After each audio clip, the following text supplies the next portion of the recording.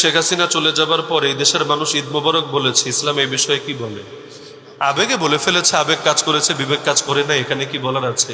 আর ঈদ মোবারক এটা তো হলো ঈদ প্রসঙ্গে, ইসলামের ঈদ তো দুইটাই, ইসলামে তো আর এর বাইরে ঈদ হয় না। তো ঈদ মোবারক তো সেই ক্ষেত্রে বলা হয়, আল্লাহ নবী সাহাবীরা তাকাব্বালাল্লাহু মিন্না ওয়া মিনকুম বলতেন। তো খুশির আতিশয্যে মানুষের সেন্স ঠিক থাকে না। যেমন হাদিসে আছে, কোনো বান্দা যখন তওবা করে, আল্লাহ তার তওবা এত বেশি খুশি হন। কেউ যদি মরুভূমিতে গিয়ে উট হারিয়ে ফেলে, যে উটের মধ্যে তার মাল সামানা, তার পানি, তার সবকিছু, এখন উট কোথাও খুঁজে পাচ্ছে না, বিশাল মরুভূমি, বের হওয়ার রাস্তাও নাই, কি হবে তার? বড় পেরেশানিতে সে হঠাৎ সেখানে এসে ঘুমিয়ে গেছে। ঘুম থেকে উঠে দেখে সামনে উটও হাজির, উটের উপর যে দানা পানি ছিল, তার খাবার আসবাব ছিল, সব হাজির। তখন কত খুশি হবে! খুশির ঠেলায় সে হয়তো বলে ফেলবে, আল্লাহ তোমার শুকরিয়া, তুমি আমার বান্দা, আমি তোমার খোদা।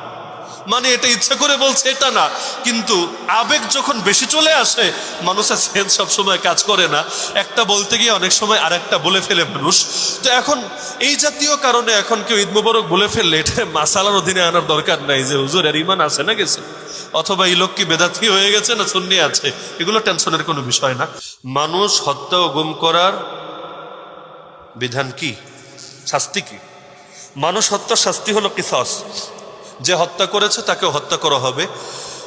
ইসলামের কিসাস মানে হলো সমতার শাস্তি। এখন একজন লোকরে যদি 10 জন মিলেও হত্যা করে, ইসলামের বিধান হলো তাদেরকেও মৃত্যুদণ্ড দেওয়া হবে, যে কয়জন মিলেই মারুক না কেন।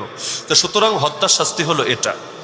আর গুমটা কারা গুম করলো, কতটুকু করলো, ওটার ভিত্তিতে এটা ইফসাদ ফিল আরদ, জমিনের মধ্যে বিশৃঙ্খলা সৃষ্টি, এর মধ্যে গিয়ে সামিল হয়। এবং এই ক্ষেত্রে বিচারকের উপর কয়েক ধরনের শাস্তির এখতিয়ার থাকে। তো বর্তমানে যারা গুম এবং হত্যার সঙ্গে জড়িত ছিল, তো যারা হত্যার সঙ্গে জড়িত ছিল তাদের একটাই শাস্তি, মৃত্যুদণ্ড, দ্বিতীয় কোনো শাস্তির সুযোগই নাই। আর যারা গুম করেছে, ইফসাদ ফিল আরদ, জমিনের মধ্যে নৈরাজ্য সৃষ্টি করেছে, তাদের জন্য ইসলামে যে কয়েকটা শাস্তি দেওয়া আছে, এগুলোই বাস্তবায়ন করতে হবে। তবে দুঃখের কথা, বিচারক তোমার বিচার করিবে কে? এখন যারা বিচারক আছে তারা তো করবে ব্রিটিশ আইনে, তারা তো আমাদের কোরআনের আয়াত শুনে, আল্লাহ নবীর হাদিস শুনে বিচার করবে না। এমনকি এগুলো বললেও আপনাকে বেআইনি, রাষ্ট্রদ্রোহী, আরো হ্যাং ট্যাং বিভিন্ন অভিযোগ বলবে। তো সুতরাং যতদিন পর্যন্ত ইসলাম কায়েম না হবে, ততদিন পর্যন্ত এই শাস্তি আর বিচারের অপশনটা, এটা আসলে সমাজের মধ্যে বাস্তবায়ন করা যাবে না। এই নতুন বাংলাদেশ নিয়ে আপনার মতামত জানতে চাই। মতামত তো জানানো হয়ে গিয়েছে, আলহামদুলিল্লাহ, জুলুম থেকে মুক্তি পাওয়া গিয়েছে। আমি নিজেও তো মাজলুম, আরও যত মাজলুম ছিল তাদের জন্য সবচাইতে বেশি মনে ভালো লাগা কাজ করছে। আমার আরেকটু ভালো লাগা কাজ করবে যে হয়রানিমূলক মামলাগুলো আছে, এই মামলাগুলো যদি রহিত করে দেওয়া হয়। কোর্টের মধ্যে এই দৌড়াদৌড়ি করতে কার ভালো লাগে? সিলেটে মাহফিল করে দৌড়িয়ে যান কোর্টে, উত্তরবঙ্গে মাহফিল করে দৌড়িয়ে যান কোর্টে। তো নতুন বাংলাদেশ নিয়ে আমি আশাবাদী, এই জেনারেশন জেড বা জেনজি, এদেরকে নিয়ে আমি ব্যাপক আশাবাদী ইনশাআল্লাহ। আমার শুধু দিল বলছে, আপনারা আমার সাথে একমত হবেন কিনা জানি না, এই যে জেনারেশনটা বাংলাদেশের মধ্যে বিপ্লব আনলো, আমরা যদি তাদেরকে ইসলাম বোঝাতে পারি, তাওহীদ বোঝাতে পারি, নবীর সুন্নাহ বোঝাতে পারি, ইনশাআল্লাহ তারাই আগামী দিনে বাংলার জমিন ইসলামকে বিজয়ী করবে ইনশাআল্লাহ। এখন তাদের অনেকে বোঝে, অনেকে বোঝে না। তা আমাদের মতো যারা তরুণ আলেম আছে সমাজে, এবং যাদেরকে অনেকে অনুসরণও করে, দেশ থেকে হোক বাইরে থেকে হোক, আমি মনে করি তাদের দায়িত্বটা এখন একটু বেড়ে গেছে। যত সেলিব্রিটি আলেম আছে, পাবলিক ফিগার আলেম আছে, মুরব্বীরা তো আছেনি, আমি যেহেতু তরুণ, এ কারণে তরুণদেরকে বলছি আর কি। আমি মনে করি আপনাদের দায়িত্বটা একটু বেড়ে গিয়েছে। আল্লাহর ওয়াস্তে আপনারা এই জেনারেশনটার কাছে যান, মহাব্বতের সাথে তাদেরকে বুকে টেনে নেন। ভুলভ্রান্তি তাদের থাকবে, এটা স্বাভাবিক, যেহেতু তারা দ্বীনি বিদ্যা থেকে উঠে আসে নাই, মসজিদ মাদ্রাসা থেকে উঠে আসে নাই।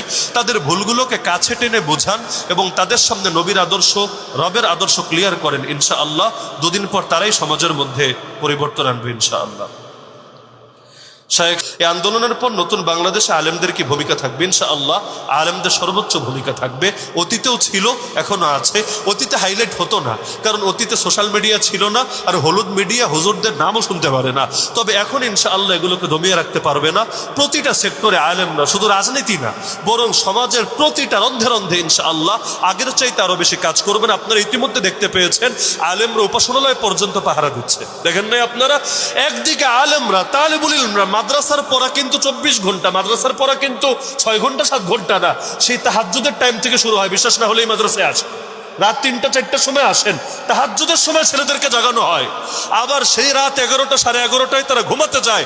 অনেক মাদ্রাসায় গেলে দেখবেন মাদ্রাসার বারান্দায় আর মসজিদে রাত 2টায় 3টার সময় ছাত্ররা পড়ালেখা করছে।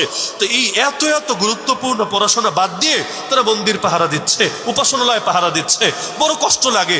আর সেখান থেকে কিছু মানুষ বের হয়ে তারা এসে শাহবাগে মিছিল করছে, আর ইসলামরে দূর করো, সেকুলার রাষ্ট্র কায়েম করো, নাউযুবিল্লাহি মিন যালিক। এটা কেমন কৃতজ্ঞতা রে ভাই? তোমাদের মধ্যে কেউ যদি অতীতে চাটাচাটি করে, এর কারণে তার উপর ক্ষোভ থাকতে পারে, আমরা কোনো সহিংসতাকে সমর্থন করি না, কিন্তু এর কারণে যদি কেউ তার উপর কিছু করেও, এর মানে এটা না এই দেশের হুজুররা খারাপ, এই দেশের হুজুরদের সব হলো জঙ্গি, সব উগ্রবাদী। জঙ্গি আর উগ্রবাদী হলে এগুলো গিয়ে পাহারা দেওয়া লাগতো না, বরঞ্চ এগুলো পাহারা না দিলে রাষ্ট্র কখনো তাদেরকে জিজ্ঞাসাও করতো না। তা আলেমদের অবদান আগে ছিল নাকি ছিল না? আগেও ছিল, আগামীতে আরো বেশি থেকে বেশি থাকবে ইনশাআল্লাহ।